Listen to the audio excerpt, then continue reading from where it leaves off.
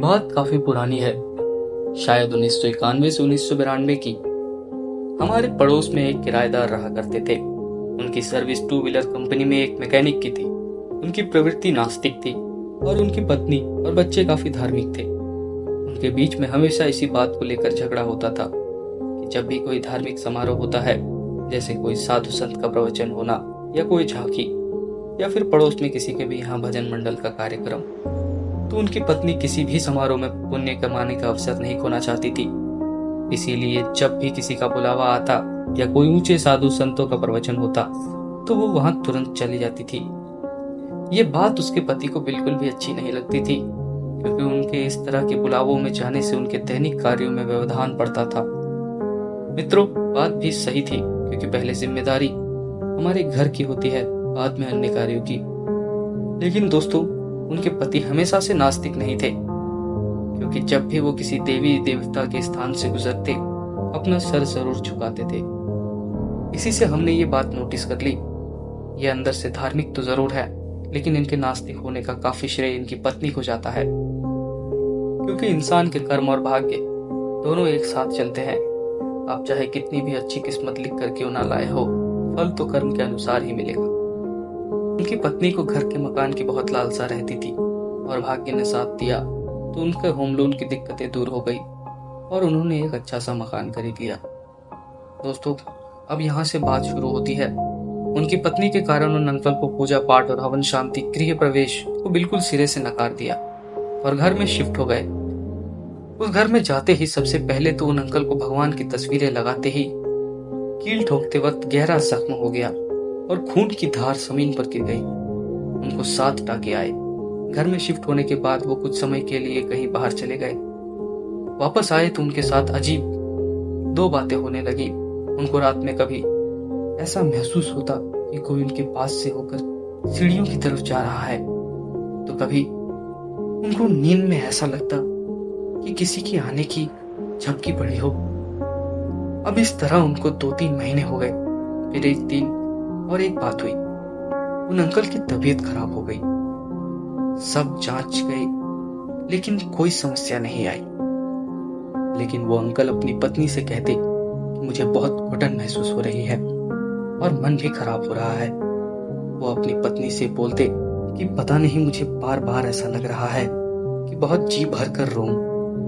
दोस्तों, यहाँ आपको ऐसा लग रहा होगा ये क्या बात हुई, कोई अपने आप क्यों रोएगा? लेकिन दोस्तों, जो मैंने सुना वही बता रहा हूँ। आगे चलते हैं दोस्तों। उसके बाद वो अपनी पत्नी से बोले कि पता नहीं, पर मुझे लग रहा है कि मैं अनाथ हो गया हूँ और सब मुझे छोड़कर चले गए हैं, इसलिए मुझे रोने की इच्छा हो रही है। उनकी पत्नी बोली, ये क्या बोल रहे हो? कहाँ सब चले गए? ऐसी बातें क्यों कर रहे हो? दोस्तों, समय निकलता रहा। धीरे धीरे परिवार में सभी सदस्य उदास उदास से और चुप रहने लगे। कोई किसी से ज्यादा बात नहीं करता था। उनके घर पर कोई भी उनसे मिलने के लिए जाता तो यही कहता, उनके यहाँ तो जाते ही ऐसा महसूस होता है कि जैसे कोई मर गया हो और उनको जलाने की तैयारी में गए हो, और घुटन से भी और रोने जैसी हालत हो जाती है। इसलिए हम तो वहां ज्यादा नहीं जाते आजकल।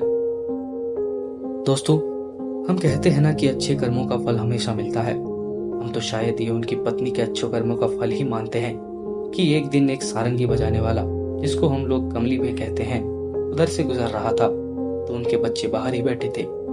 अचानक वो दरवाजे के पास आकर रुका।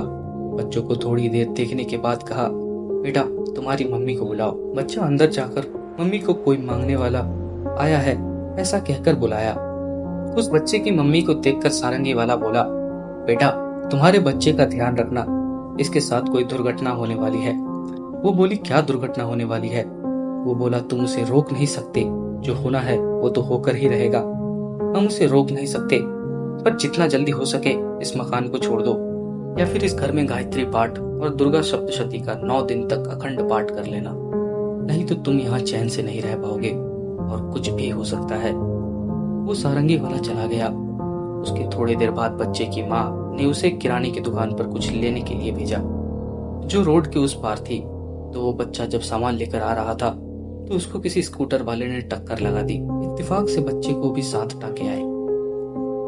अब जब वो सारंगी वाला बोलकर गया, तब से वो घर में दहशत सी फैल गई। फिर उन आंटी ने वहां गायत्री पाठ और सप्तशती चंडी का पाठ कराने वाले एक बाबा को बुलाया और पाठ कराने की सोच ली।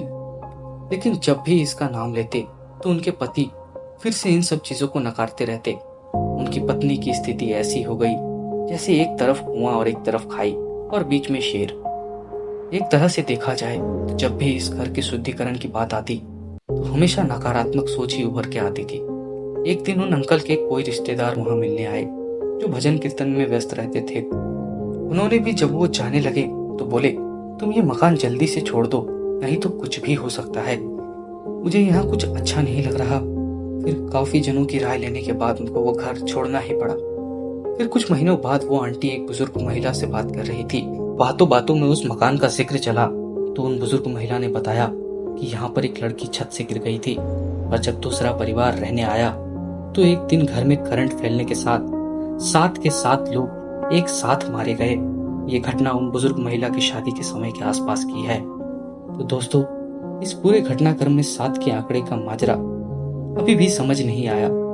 लेकिन इस किस्से में एक बात तो सही है कि बिना मुहूर्त और पाठ पूजा के कोई महत्वपूर्ण काम करने से क्या क्या अनहोनी हो सकती है।